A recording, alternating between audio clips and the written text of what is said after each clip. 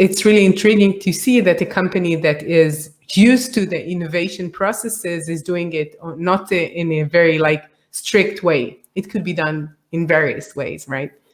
Yeah. I mean, you still always need your R&D pipeline, and you need a strict management. And I think that's also something a lot of people misunderstand. They say, oh, you're in the innovation team, you always have these fun and colorful workshops. A lot of people miss to see that there's actually more hard work than just running one fun workshop, because the preparation and usually after the workshop, the real work starts, right? And there's a lot of also learning how things are not working. And there is a big difference between seeing an opportunity and really seizing it and expressing it, and developing something and really executing it. It's something else, you know.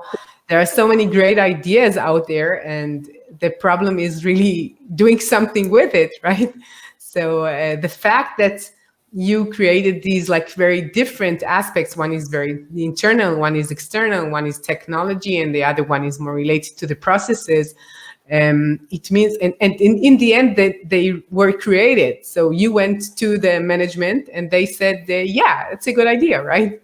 So the first one is like obvious because it's a long process, but the second one is not obvious. They would say, okay, we'll go into a different way of seeing our connection with the end clients and with our customers. Yeah, it's actually a good point, because also it's not just about the people on the ground who need to learn how to work differently when developing a new business model, for example, but it's also about the senior management who needs to understand it's not about the best pitch or the most promising business case. We really need to ask for evidence, and it's different whether you operate in your standard market and you have all the numbers on hand and you really have a lot of gut feeling supporting your decision making. But if you either want to tap into a new market or introduce new products, or like in times of today, suddenly your markets change so fast and you don't necessarily can